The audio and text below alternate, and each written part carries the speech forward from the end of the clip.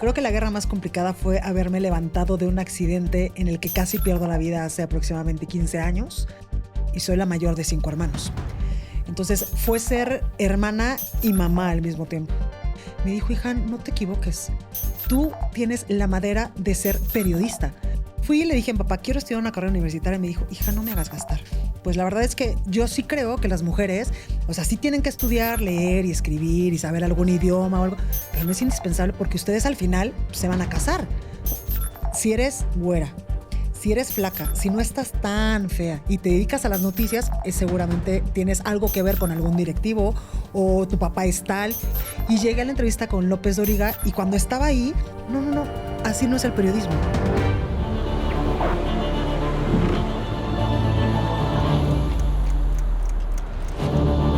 La Trinchera con José Luis Arevalo. Pues ya la tiene aquí en nuestra trinchera. Me da muchísimo gusto recibir aquí en la trinchera con José Luis Arevalo a esta extraordinaria periodista muy politizada. Ya platicaremos ahorita de esto.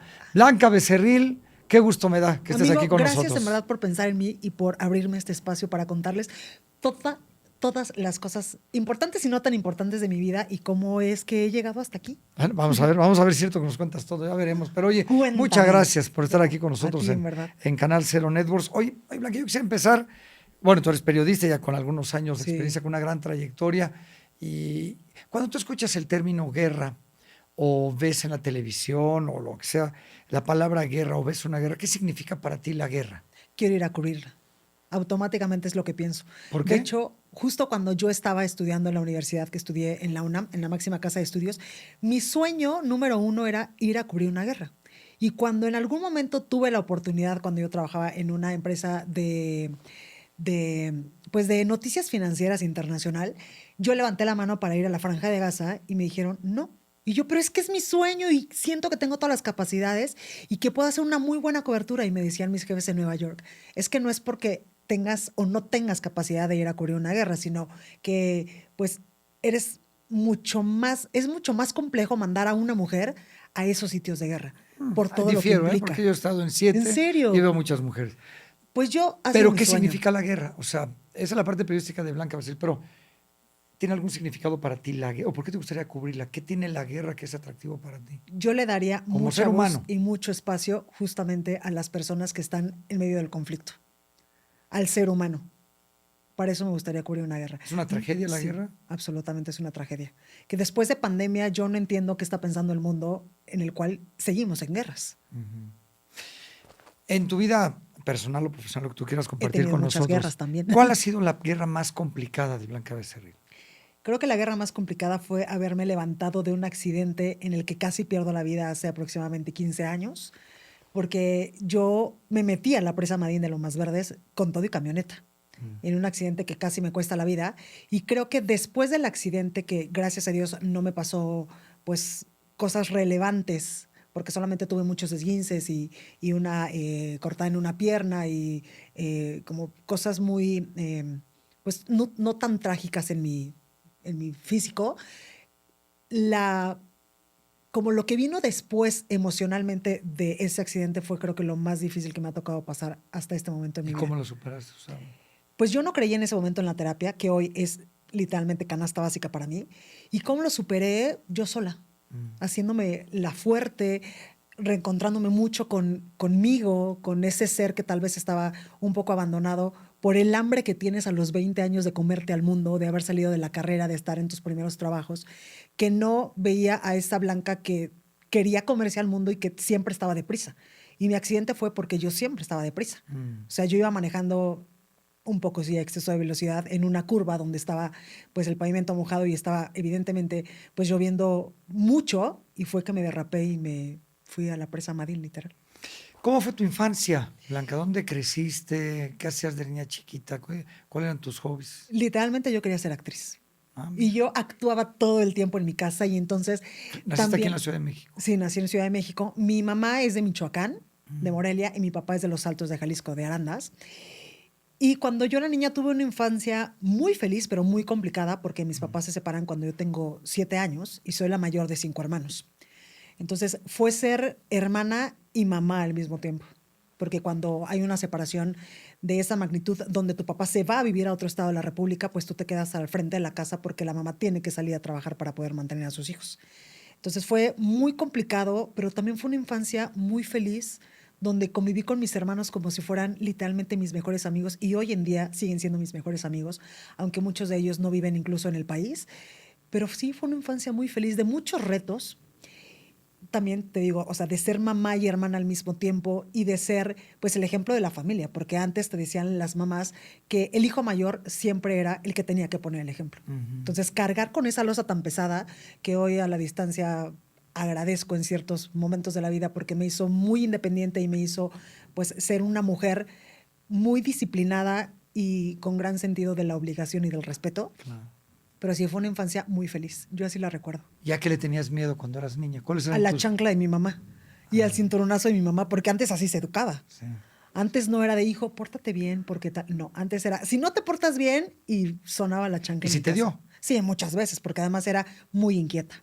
Porque además yo todo el día cantaba y bailaba, y entonces yo soñaba con salir en la televisión. En ese momento de mi vida, cuando era muy pequeña, no veía pues tantas noticias, pero veía muchas caricaturas y esto, pero siempre en domingo siempre lo veía. Entonces yo me sentía, aunque no canto nada, pero yo me sentía artista, y todo el día cantaba en mi casa y le hacía unas telenovelas a mis muñecas, a las Barbies, que mi mamá decía que iba a ser dramaturga o escritora. ¿Y Pero qué no, pasó? mira. ¿Por qué? ¿En qué momento dices, me voy a hacer periodismo y no soy actriz? ¿Por qué no lo intentaste? Porque sí hice el examen para el CEA de Televisa ¿Y y entonces? me quedé, pero mi mamá en ese momento me dijo, hija, perfecto, qué bueno que quieras ser actriz, creo que tienes el talento porque, bueno, actúas absolutamente todo y eres muy creíble, pero primero me entregas un título universitario y luego haces lo que tú quieras. Entonces ya no fui al CEA de Televisa y hice el examen para la UNAM desde la preparatoria y me quedé. De los 128 aciertos que en ese momento te pedían para entrar a la máxima casa de estudios, yo tuve 125. Entonces dije, oye, soy buena para la escuela. Y ya. Y entonces, cuando empieza el momento de elegir carrera, yo estaba entre relaciones internacionales, porque en ese momento tenía uno de mis primeros novios, con permiso de mis papás, que su papá era Fueron ministro mis primeros, o sea, diplomático. que fueron muchos, ¿no? Es que, bueno, tuve como algunos acercamientos a los romances antes de los 15, 16, pero uno de mis primeros novios, o sea, mi primer novio oficial sí fue Abraham, y él, su papá era ministro diplomático en la Embajada de Francia. Entonces, él estaba estudiando en la UNAM Relaciones Internacionales. Entonces yo dije, claro, ya me vi, y entonces yo voy a estudiar en el Matías Romero y tal. Y de repente mi abuela, que en paz descanse, mi abuela paterna, me dijo, hija, no te equivoques. Tú tienes la madera de ser periodista, porque además tú desde que eres una niña comunicas absolutamente todo, y cuando algo pasaba, tú ya sabías qué placas, qué había pasado en el mercado, qué le había pasado a tu tía. Eres muy buena para investigar y eres muy buena como para sacarle mucha información a la gente. Tienes ese tacto. ¿Por qué no estudias comunicación? Y yo, claro, esa era mi segunda opción. Claro. Entonces fui a estos exámenes vocacionales y ahí me salió que era RI o comunicación. Entonces, en una mañana me acuerdo perfecto que era el último día para ingresar, o sea, como todas tus Materias. para empezar la universidad. Yo dije, no, creo que sí me voy a ir por comunicación. Y si no me encanta, después ya estudio algo que tenga que ver con comunicación internacional, por ejemplo. Entonces estudié comunicación. Y cuando salí de la carrera, mi novio estaba ya en el Matías Romero, porque duré como 5 años con él. Fui a hacer el examen al Matías Romero y me quedé. Pero ahí no te permitían trabajar.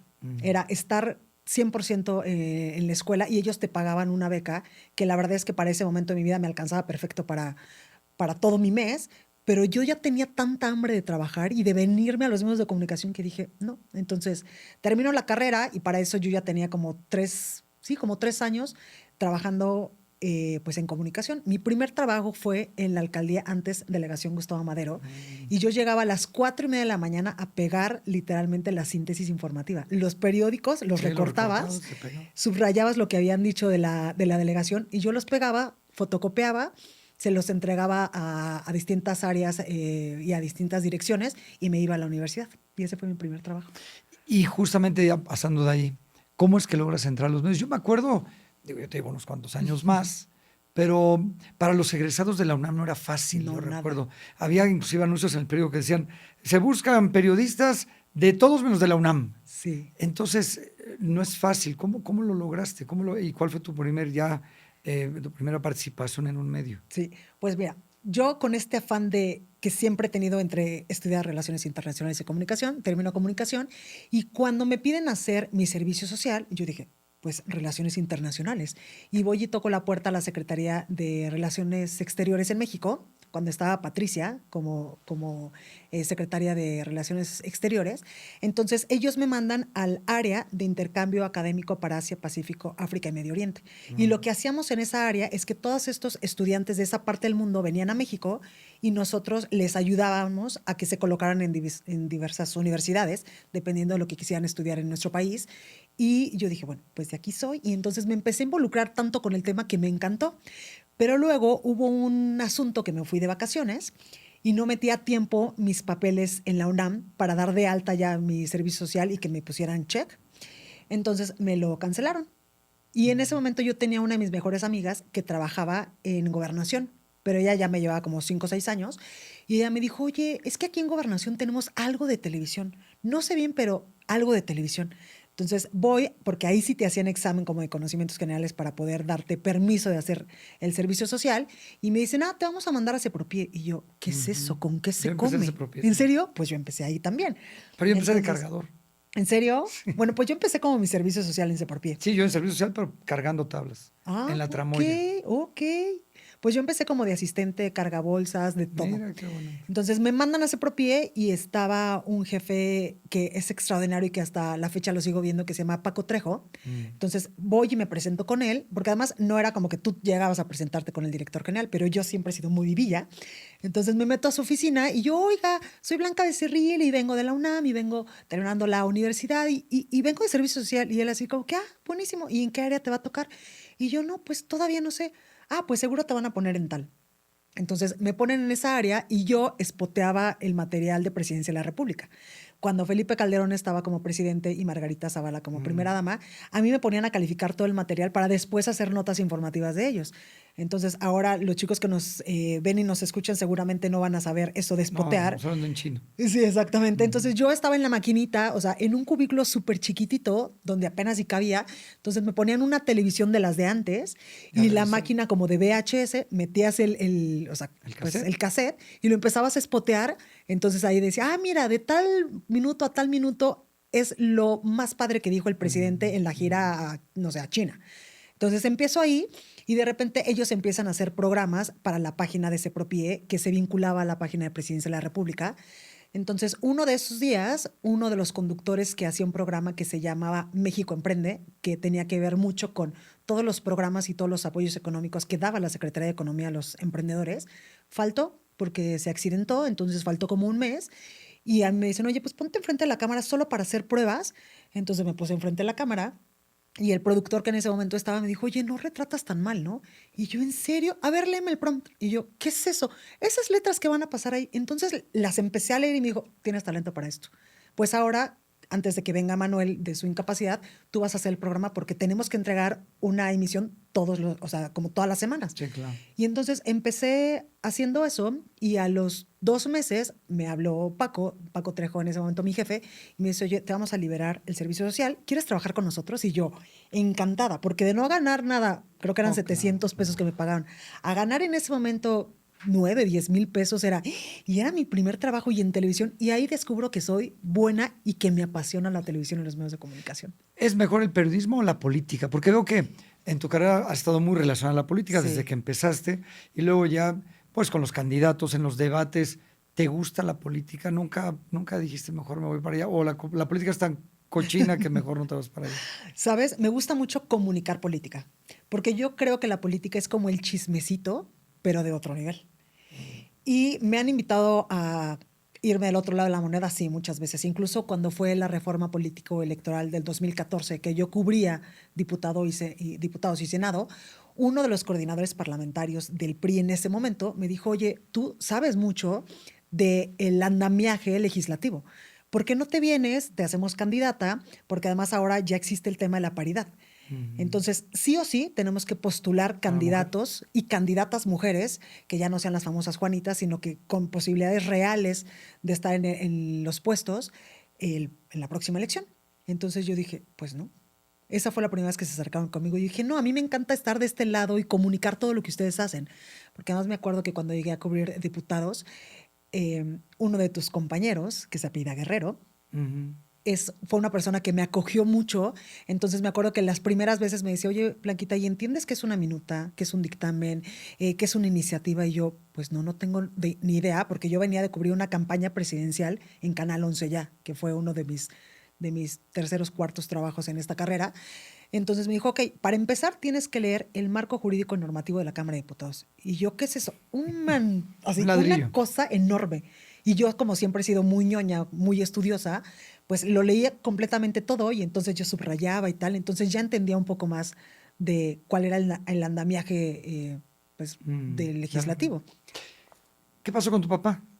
O sea, tu papá se va Sí. Y cuando llegas al éxito, nunca te hizo falta tu papá, reapareció. Ya, la verdad es que creo, y sí tengo que decir con toda la confianza que te tengo, que no me hizo falta un papá. Mi mamá fue papá y mamá. Ya murió tu mamá. No. Ah. Está bien. No sé por qué siempre hablo en pasado, ¿verdad? Bueno, mi mamá es, hasta la fecha, papá y mamá y lo hizo extraordinariamente bien. Mi mamá estudiaba la carrera de medicina cuando mis papás se separaron. Terminaba la carrera de medicina. Mi mamá estudiaba y trabajaba y además era mamá de 5 hijos, que tuvimos la fortuna de tener una mamá todoterreno. Yo creo que de ahí también depende mucho de cómo soy hoy en la vida. Y no me hizo falta mi papá, porque además mi papá tiene unas ideas muy retrógradas para mi punto de vista. Él es una persona que nació en un pueblo en Arandas, en Jalisco, que antes era un pueblo, ahora ya es un municipio y es muy grande, pero tiene unas ideas muy antiguas, muy conservadoras. Entonces yo me acuerdo que cuando ellos se separan, él quería venir a vernos, pero solamente a vernos. Y mamá, la verdad es que nunca le quiso meter ninguna pensión alimenticia ni exigirle nada. Dijo, oye, tú te fuiste porque mis papás se separaron por una infidelidad de mi papá. Entonces mi mamá, en su orgullo, dijo, no, yo me voy a quedar sola con mis hijos, con mis 5 hijos, y voy a hacer hasta lo imposible por sacarlos adelante. Y eso fue lo que hizo. Y el último acercamiento que yo tuve con mi papá real, porque ahora hablo con él y de repente en su cumpleaños le escribo, o de repente cuando voy a Guadalajara, que no es ya tan seguido, pues voy y lo visito. Pero el primer o de los últimos acercamientos de papá e hija que yo tuve con él fue cuando yo terminé la preparatoria y fui y le dije, papá, quiero estudiar una carrera universitaria.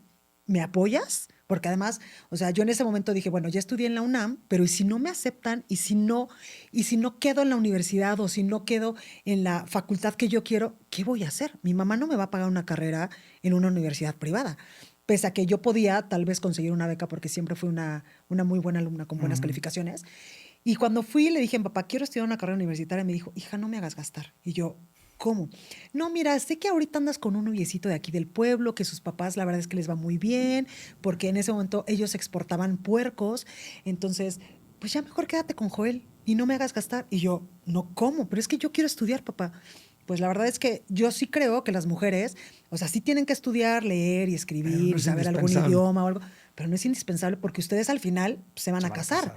O sea, a tus hermanos sí les voy a invertir, pero pues a ti, o sea, vas a terminar la carrera y luego... ¿No le guardas un rencor? No, la verdad es que no. No, la verdad es que a lo largo de mi vida he aprendido a no guardarle rencor a nadie y a perdonar mucho, porque antes de perdonarlos a ellos me perdono a mí y, o sea, no cargo ninguna de esas maletitas que no me corresponden. Y hoy lo quiero y lo admiro y hoy entiendo el porqué de sus acciones cuando éramos niños. Y tu mamá cuando te ve en el éxito que has llegado, pues feliz, ¿no? Sí, absolutamente. Está muy orgullosa de mí y además es de esas mamás que me siguen presumiendo, pero a todo mundo. Y, por ejemplo, yo me separo de la casa de mi mamá, o sea, me independizo cuando yo tenía 18 años y ganaba literal 3,000 pesos en mi chamba. Y eso creo que también me ayudó mucho a ser la persona que soy hoy. En esta carrera, Blanca, hay un montón de obstáculos en el camino, ¿no? Claro. Y más cuando eres mujer. Sí. Si yo lo aterrizo a la guerra, nosotros nos hemos enfrentado a fuego cruzado, a francotiradores, minas antipersonales, las bombas en la calle. Claro. Si lo aterrizamos a nuestra vida cotidiana, son las traiciones, las deslealtades. ¿Cuál ha sido tu estrategia como profesional o como mujer para poder salir adelante y que estas guerras no te afecten? Claro. Yo creo que siempre dar lo mejor de mí. Es un hecho que a mí me apasiona, me encanta comunicar. Soy, como te decía, como muy, muy de talacha. O sea, yo sí estudio todos los días, yo sí leo 5 o 6 periódicos todos los días, me preparo muchísimo. Aparte de la carrera universitaria que tengo 3 posgrados y estoy por terminar una maestría en el ITAM. Yo siempre he creído, porque además, si eres güera, si eres flaca, si no estás tan fea y te dedicas a las noticias, seguramente tienes algo que ver con algún directivo o tu papá es tal, y en mi caso, pues no ha sido nunca así. Entonces yo siempre he luchado, porque además vengo de Guadalajara también, con que la niña guapa, que no habla tan mal y está al aire. Yo siempre he luchado contra eso porque yo siempre he dicho, tengo que ser más inteligente incluso que mis compañeros para ganarme el lugar y darle este respeto al público de que yo sé de lo que les estoy hablando y me preparo para explicarles un tema político, o ahora que tengo un programa de radio que es mucho de revista, que es mucho de leer muchas cosas de desarrollo personal y de cómo también pues hay un perfecto, o tratamos de hacer un engranaje perfecto entre nuestra vida personal y nuestra vida laboral. Entonces yo toda la vida me estoy preparando y creo que algo que me ha funcionado mucho en la carrera es eso, no dejar de prepararme nunca, y si me ponen al lado de una persona que tiene todos los años de experiencia en este medio, estar tal vez no al tú por tú, pero saber debatir también y tener conocimiento de causa de lo que estoy hablando. Y otra cosa, no me meto en chismes. Yo soy de las que va, hace su chamba, le hablo absolutamente a todos porque soy como la reina de la primavera y saludo a todos, pero cuando alguien viene y me dice, oye, ¿qué crees que el jefe? Oye, ¿qué crees que va a pasar? Ah, ok, genial. Escucho y me sigo. O sea, ese creo que ha sido uno de mis... ¿Y ahora qué le mis tienes trucos. miedo? ¿Cuáles A son ser tus mamá. miedos? ¿Te da miedo? Sí, mucho. Me da mucho miedo como el proceso de, porque además pues ya no tengo 20, y con todo lo que veo de las cosas que les pasan a mis amigas cercanas, sí me da muchísimo miedo no ser una buena mamá y no tener un buen embarazo, o no poder lograr embarazarme, por ejemplo. O decir, no quiero ser mamá y a lo mejor después arrepentirme. O decir, sí, sí quiero ser ¿Pero mamá eso y te después provoca decir, miedo o más bien es sí, incertidumbre, no? O sí sea, me te provoca provoca un más poco miedo de eso miedo. que una enfermedad, que la muerte de tu madre, que tu muerte. No. No, Tu principal miedo ahorita es ser madre. sí. El miedo a la muerte es algo que no está como en mi vocabulario, porque yo sí creo en las vidas pasadas y en la reencarnación, y en que tu alma está en este momento en este cuerpo que se llama Blanca Becerril, y a lo mejor en 50 años o en 100 años va a estar en otro cuerpo diferente. Yo sí creo en eso. Entonces creo que la muerte es un paso hacia otro lugar. Pues Blanca, hay muchas personas que nos están viendo y Ujú. que definitivamente muchos quisieran ser como tú, que te han visto en la tele, que te ven, te Gracias. escuchan en radio.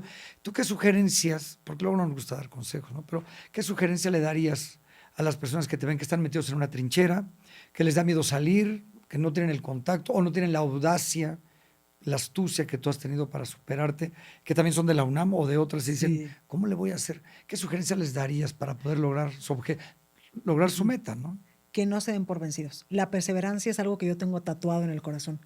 Incluso me acuerdo que mi primera entrevista cuando yo estaba en la universidad se la hice a Joaquín López Dóriga. Y era una materia que la maestra nos decía, oigan, pues entrevisten al vecino si quieren. Y yo, no, yo quiero a López Dóriga. Y me acuerdo perfecto que mi maestra me decía, sí, Blanca, fan de su relación, obviamente no lo vas a lograr. Y estuve una semana fuera de Radio Fórmula en Polanco esperando a que el señor saliera en algún momento de la vida y poder platicar con él. Entonces, en ese momento, eh, bueno, creo que fue como jueves o viernes y ya era de los últimos días de la semana. Yo estaba ahí y entonces de repente sale un policía, que era el vigilante, y me dice, señorita, ¿le puedo preguntar por qué todos los días viene? ¿A quién está esperando? Y yo, al señor Joaquín López Dóriga. Ah, pues es que él no sale por esta puerta. Y yo, pues por ahí hubiéramos empezado. Y me Mm. dice, le voy a decir, sale por la puerta de allá. Entonces cuando llegue una camioneta blanca tal, es porque el señor va a bajar como en 5 o 10 minutos. Entonces, si usted quiere, pues por allá lo puede. Pero previo a eso, yo le dije, oiga, soy estudiante de comunicación y mi sueño dorado es entrevistarlo, porque además yo lo veía en las noticias. Entonces, el policía me ayudó, sale Joaquín López Dóriga, y me acuerdo que iba con Colín, que era su asistente toda la vida. Entonces, me acerco yo a él y yo, muy respetuosa, le dije, oiga, señor, yo lo admiro mucho, estoy estudiando comunicación y me gustaría que la primera entrevista en mi vida me la diera usted. Y entonces como que Joaquín se volteó y yo no sé cómo me vio, que me dijo, ok, la espero a las 7 en Chapultepec. Y yo, ¿qué es eso? ¿Qué es Chapultepec? Y entonces ya se subieron a la camioneta. Entonces yo me regreso con el policía y me dijo, oiga, es que me dijo que me esperaba a las 7 en Chapultepec. ¿Dónde es eso? Ah, Televisa Chapultepec y tal. Y entonces, pues a ver, traiga su guía roji, porque yo traía una en el coche. Entonces ahí me subrayó cómo me podía ir, porque yo vivía en ese momento en Reforma. Y llegué a la entrevista con López Dóriga y cuando estaba ahí, la verdad es que fue un caballero en toda la extensión de la palabra. me pasó a su oficina, me explicó, me enseñó las fotos que tenía con el Papa, tal. Entonces empecé a platicar con él y yo llevaba, o sea, nerviosa mis hojitas. Y me dijo, no necesitas tus hojas, platícame, ¿qué quieres saber de mí?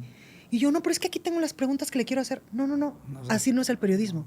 El periodismo es, o sea, tú investigas sobre lo que quieres que el personaje te diga y es una plática como si estuvieras platicando con una persona en un cafecito. Y yo así de, ok. Y esa fue una gran lección de vida y también me ayudó a entender que yo podía con todo lo que me propusiera. Muy bien, pues hoy muchas felicidades, Blanca. Gracias. Y no sabes cuánto agradecemos que hayas venido un ratito aquí a platicar con nosotros y a compartir, ¿no? Tus cosas personales. Ya sé que no ha sido nada fácil. Y bueno, y si tuvieras 2 horas te platico de mi vida personal amorosa, porque esa no ha sido tampoco tan fácil. No, pues muchas gracias. Gracias a ti. Es Blanca Becerril, no se la pierdan todos los días en el Heraldo Radio, ¿verdad? A las 12, ¿no? A las 10 y a las 12. Y a las 12 en televisión. Sí, se imitaré yo también. Sí. A nombre de este gran equipo de Canal Cero Networks, como siempre, muchas gracias por habernos acompañado. Escríbanos quién quiere que venga aquí a La Trinchera con José Luis Arévalo. Y como siempre, muchas gracias. Nos vemos en la próxima trinchera y pásela bien.